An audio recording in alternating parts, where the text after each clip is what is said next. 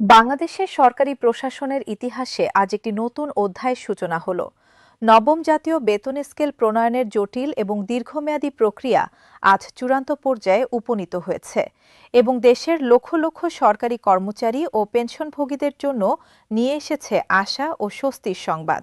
আজ বিকেল ৩:৪৫ রাজধানীর মন্ত্রিপরিষদ বিভাগের সভাকক্ষে জাতীয় পে কমিশনের সর্বশেষ এবং চূড়ান্ত সভা সম্পন্ন হয়েছে। পে কমিশনের চেয়ারম্যানের সভাপতিত্বে অনুষ্ঠিত এই ঐতিহাসিক সভায় কমিশনের সকল সদস্য উপস্থিত ছিলেন এবং নবম বেতন স্কেলের সমস্ত সুপারিশ আনুষ্ঠানিকভাবে চূড়ান্ত করা হয়েছে। দীর্ঘ কয়েক মাসে নিরলস পরিশ্রম, গভীর অধ্যয়ন, বিস্তৃত গবেষণা, বিভিন্ন অংশীদারদের সঙ্গে খোলামেলা আলোচনা এবং বিশদ তথ্য বিশ্লেষণের পর কমিশন তাদের চূড়ান্ত প্রতিবেদন সফলভাবে প্রস্তুত করতে সক্ষম হয়েছে। সভা সমাপ্তির পরপরই পে কমিশনের একজন উচ্চপদস্থ সদস্য সাংবাদিকদের উদ্দেশ্যে একটি সংক্ষিপ্ত বিবৃতি প্রদান করেন। তিনি জানান, এবারের বেতন কাঠামোয় একটি অভূতপূর্ব এবং দূরদর্শী পরিবর্তন আনা হয়েছে। কর্মরত কর্মকর্তা কর্মচারীদের বেতন ব্যবস্থা পুনর্গঠনের পাশাপাশি পেনশনভোগীদের জন্য এমন কিছু যুগান্তকারী এবং বৈপ্লবিক সংস্কারের প্রস্তাব করা হয়েছে যা তাদের জীবনযাত্রায় মৌলিক এবং দীর্ঘস্থায়ী পরিবর্তন নিয়ে আসবে। তিনি বিশেষভাবে তুলে ধরেন যে পেনশনভোগীদের প্রকৃত চাহিদা, তাদের বার্ধক্যজনিত স্বাস্থ্য সমস্যা এবং রাষ্ট্রের প্রতি তাদের অতীত অবদানের কথা বিবেচনা করে এই সুপারিশসমূহ অত্যন্ত দায়িত্বশীলতার সঙ্গে প্রণয়ন করা হয়েছে। সভা শেষ হওয়ার পর কমিশনের সদস্যবৃন্দ রাষ্ট্রীয় অতিথি ভবন যমুনার উদ্দেশ্যে রওনা হয়েছেন। সেখানে তারা অন্তর্বর্তীকালীন সরকারের প্রধান উপদেষ্টার সঙ্গে সাক্ষাৎ করে এই গুরুত্বপূর্ণ এবং ব্যাপক প্রতিবেদন আনুষ্ঠানিকভাবে হস্তান্তর করবেন। প্রতিবেদন গ্রহণের পর প্রধান উপদেষ্টা এবং তার উপদেষ্টা পরিষদ এটি সূক্ষ্মভাবে পর্যালোচনা করবেন এবং চূড়ান্ত অনুমোদনের জন্য প্রয়োজনীয় আইনি ও প্রশাসনিক পদক্ষেপ দ্রুততার সঙ্গে গ্রহণ করবেন বলে জানানো হয়েছে। এবারের বেতন স্কেলের সবচেয়ে আলোচিত, তাৎপর্যপূর্ণ এবং প্রশংসনীয় দিক হচ্ছে পেনশন ব্যবস্থার সর্বাত্মক এবং বৈজ্ঞানিক সংস্কার। বাংলাদেশের পেনশন ব্যবস্থার ইতিহাসে এই প্রথমবারের মতো পেনশনভোগীদের প্রকৃত আর্থিক সামর্থ্য এবং জীবনযাত্রার চাহিদা গভীরভাবে বিশ্লেষণ করে একটি ন্যায়সঙ্গত, বিজ্ঞানভিত্তিক এবং মানবিক পদ্ধতিতে পেনশন বৃদ্ধির সুপারিশ করা হয়েছে। পে কমিশন পেনশনভোগীদের বর্তমান মাসিক পেনশনের পরিমাণ অনুসারে ৩টি সুস্পষ্ট এবং পৃথক শ্রেণীতে বিভক্ত করেছে এবং প্রতিটি শ্রেণীর জন্য আলাদা এবং যথাযথ হারে পেনশন বৃদ্ধির প্রস্তাব দিয়েছে। এই কৌশলগত এবং সুচিন্তিত পদ্ধতির মূল উদ্দেশ্য হল যাদের পেনশন সবচেয়ে কম এবং যারা আর্থিকভাবে সবচেয়ে দুর্বল ও অসহায় তাদের সর্বোচ্চ সহায়তা এবং কল্যাণ নিশ্চিত করা। প্রথম শ্রেণীতে অন্তর্ভুক্ত হয়েছেন যেসব পেনশনভোগী বর্তমানে মাসিক ২০,০০০ টাকার নিচে পেনশন পান। এই শ্রেণীর পেনশনভোগীদের জন্য কমিশন একটি অভাবনীয় এবং ঐতিহাসিক সুপারিশ উপস্থাপন করেছে। তাদের মাসিক পেনশন ১০০% বৃদ্ধি অর্থাৎ সম্পূর্ণ দ্বিগুণ করার প্রস্তাব দেওয়া হয়েছে। এর ফলে যিনি বর্তমানে ৭,৫০০ টাকা পান তিনি পাবেন ১৫,০০০ টাকা, যিনি ১৩,০০০ পান তিনি পাবেন ২৬,০০০ টাকা, যিনি ১৭,০০০ পান তিনি পাবেন ৩৪,০০০ টাকা।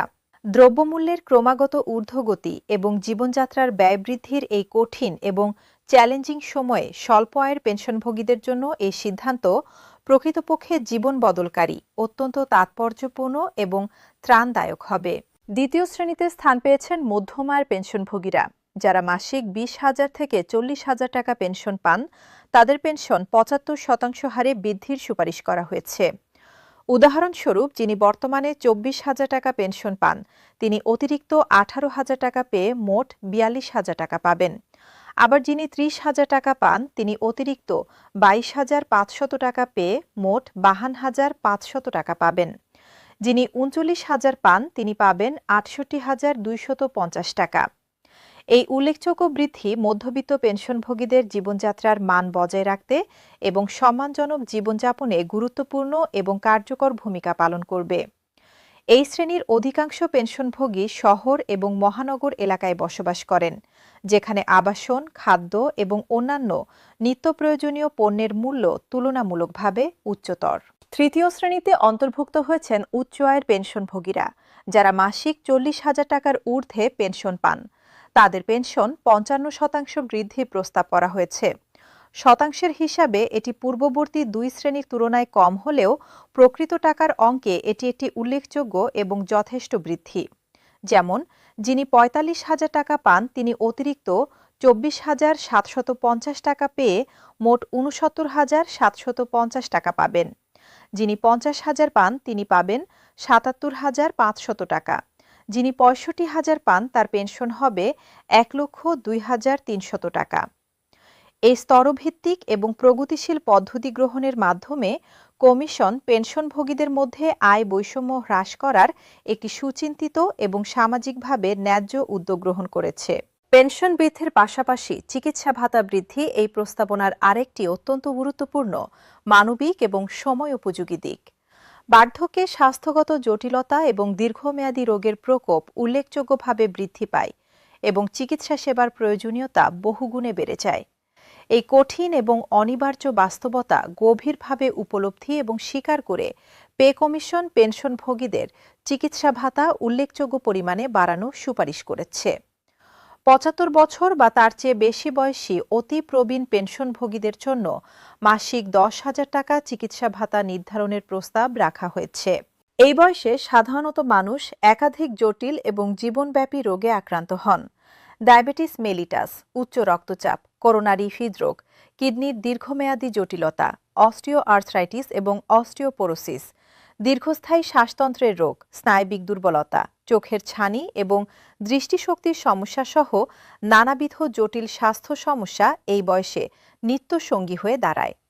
প্রতি মাসে নিয়মিত ওষুধপত্র ক্রয়, চিকিৎসা পরীক্ষা নিরীক্ষা সম্পাদন এবং বিশেষজ্ঞ চিকিৎসকের পরামর্শ গ্রহণে যথেষ্ট পরিমাণ অর্থ ব্যয় করতে হয়। বর্তমানে যে পরিমাণ চিকিৎসা ভাতা প্রদান করা হয় তা এই বিপুল এবং অপরিহার্য চাহিদা পূরণের জন্য একেবারেই অপর্যাপ্ত এবং অবাস্তব। ১০,০০০ টাকা চিকিৎসা ভাতা প্রবীণদের স্বাস্থ্যসেবা নিশ্চিত করতে অত্যন্ত সহায়ক এবং কার্যকর হবে এবং তারা নিশ্চিন্ত মনে তাদের চিকিৎসা নির্বিঘ্নে চালিয়ে যেতে পারবেন।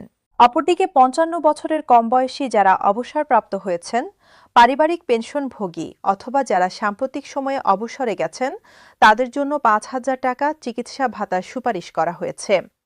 এভাবে বয়স অনুযায়ী স্বাস্থ্য ঝুঁকির মাত্রা এবং চিকিৎসা সেবার চাহিদার ভিত্তিতে চিকিৎসা ভাতা নির্ধারণ করা একটি বিজ্ঞানভিত্তিক, যুক্তিসঙ্গত এবং মানবিক সিদ্ধান্ত।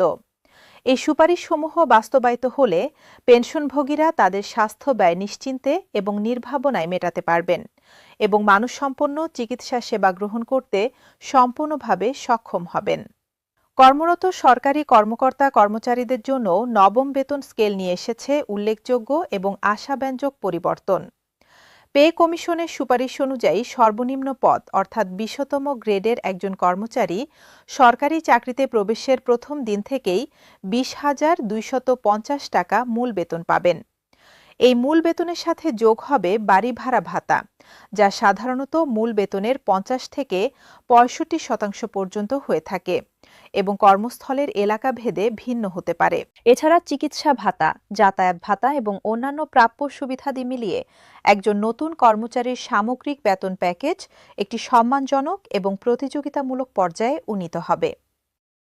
বছরে ২ বার প্রদেয় উৎসব ভাতা, যা সাধারণত মূল বেতনের সমপরিমাণ হয়, তাও তাদের আর্থিক সচ্ছলতায় গুরুত্বপূর্ণ এবং ইতিবাচক অবদান রাখবে। এই নতুন এবং আকর্ষণীয় বেতন কাঠামো সরকারি চাকরিকে আরও প্রতিযোগিতামূলক করে তুলবে এবং উচ্চশিক্ষিত, মেধাবী এবং প্রতিভাবান যুবক যুবতীদের সরকারি সেবায় যুক্ত হতে উৎসাহিত ও অনুপ্রাণিত করবে।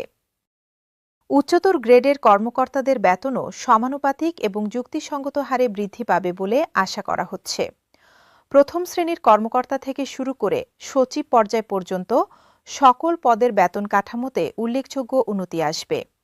তবে পে কমিশনের প্রধান লক্ষ্য এবং কেন্দ্রীয় মনোযোগ ছিল নিম্ন এবং মধ্যম পর্যায়ের কর্মচারীদের আর্থিক অবস্থার উন্নতি সাধন করা এবং তাদের জীবনমান উন্নয়ন নিশ্চিত করা, কারণ এই শ্রেণীর কর্মচারীরাই ক্রমবর্ধমান মূল্যস্ফীতি এবং জীবনযাত্রার ব্যয় বৃদ্ধির কারণে সবচেয়ে বেশি আর্থিক চাপ এবং সংকটের সম্মুখীন হন। পে কমিশন তাদের সুপারিশমালা প্রণয়নের সময় অত্যন্ত সতর্কতা এবং গভীর দায়িত্ববোধের সাথে বিভিন্ন বিষয় সূক্ষ্মভাবে পর্যালোচনা করেছে। দেশের বর্তমান অর্থনৈতিক পরিস্থিতি, সরকারের রাজস্ব আহরণের ক্ষমতা এবং সম্ভাবনা, মুদ্রাস্ফীতির হার এবং প্রবণতা, বাজারে নিত্যপণ্যের মূল্য, আন্তর্জাতিক অর্থনৈতিক প্রেক্ষাপট এবং প্রতিবেশী দেশসমূহের বেতন কাঠামো বিস্তারিতভাবে গবেষণা এবং বিশ্লেষণ করা হয়েছে। বিভিন্ন কর্মচারী ফেডারেশন, পেনশনভোগী কল্যাণ সংস্থা, খ্যাতনামা অর্থনীতিবিদ, নীতি বিশ্লেষক এবং নাগরিক সমাজের প্রতিনিধিদের সঙ্গে ব্যাপক এবং খোলামেলা আলোচনা করে তাদের মূল্যবান দৃষ্টিভঙ্গি এবং সুপারিশ যথাযথভাবে গ্রহণ করা হয়েছে। অর্থনীতিবিদ এবং সামাজিক নীতি বিশ্লেষকরা এই পে স্কেলের পেনশন সংস্কার প্রস্তাবকে অত্যন্ত ইতিবাচক, প্রগতিশীল এবং দূরদর্শী বলে মন্তব্য করছেন। তারা মনে করছেন, পূর্ববর্তী সকল বেতন স্কেলের তুলনায় এবারের প্রস্তাবনায় পেনশনভোগীদের সর্বাধিক গুরুত্ব এবং অগ্রাধিকার প্রদান করা হয়েছে। আগের স্কেলগুলোতে পেনশনভোগীরা প্রায়শই অবহেলিত এবং উপেক্ষিত থাকতেন এবং তাদের প্রকৃত চাহিদা যথাযথভাবে বিবেচনায় নেওয়া হতো না। কিন্তু এবার কমিশন সুস্পষ্টভাবে এবং দৃঢ়তার সাথে স্বীকার করেছে যে পেনশনভোগীরা জাতীয় সম্পদ এবং তাদের মর্যাদাপূর্ণ এবং নিরাপদ জীবন নিশ্চিত করা রাষ্ট্রের নৈতিক, সামাজিক এবং সাংবিধানিক দায়িত্ব। নবম জাতীয় বেতন স্কেলের এই সুপারিশ একটি ব্যাপক এবং সমন্বিত সামাজিক নিরাপত্তা ব্যবস্থার অবিচ্ছেদ্য এবং গুরুত্বপূর্ণ অংশ। এতে কর্মরত এবং অবসরপ্রাপ্ত উভয় শ্রেণীর কর্মচারীদের আর্থিক নিরাপত্তা, সামাজিক সম্মান এবং জীবনযাত্রার মান উন্নয়নের বিষয়টি সমান গুরুত্ব এবং মনোযোগ পেয়েছে। এটি শুধুমাত্র একটি বেতন বৃদ্ধির প্রস্তাব নয়, বরং সরকারি কর্মচারীদের প্রতি রাষ্ট্রের দায়বদ্ধতা এবং তাদের দীর্ঘ এবং নিবেদিত সেবার যথাযথ এবং আন্তরিক স্বীকৃতি। প্রধান উপদেষ্টার কাছে প্রতিবেদন হস্তান্তরের পরবর্তীতে সরকারের ওপর বিস্তারিত এবং সূক্ষ্ম পর্যালোচনা শুরু করবে। প্রয়োজনীয় প্রশাসনিক কার্যক্রম, আর্থিক প্রভাব নিরূপণ এবং বাস্তবায়ন পরিকল্পনা সুনির্দিষ্টভাবে প্রস্তুত করা হবে। সংশ্লিষ্ট মন্ত্রণালয় এবং অর্থ বিভাগের সঙ্গে সমন্বয় সাধন করে চূড়ান্ত সিদ্ধান্ত গ্রহণ করা হবে। পে কমিশনের দায়িত্ব এখন সফলভাবে সম্পন্ন এবং বাস্তবায়নের দায়িত্ব এখন সম্পূর্ণভাবে সরকারের হাতে। প্রত্যাশা করা হচ্ছে অতি শীঘ্রই সরকারি গেজেট প্রকাশের মাধ্যমে নবম বেতন স্কেল আনুষ্ঠানিকভাবে কার্যকর করা হবে। দেশে প্রায় 15 লাখেরও অধিক সরকারি কর্মকর্তা-কর্মচারী এবং কয়েক লাখ পেনশনভোগী এখন উদগ্রীব এবং আশাব্যঞ্জক প্রতীক্ষায় রয়েছেন সরকারের চূড়ান্ত ঘোষণার জন্য।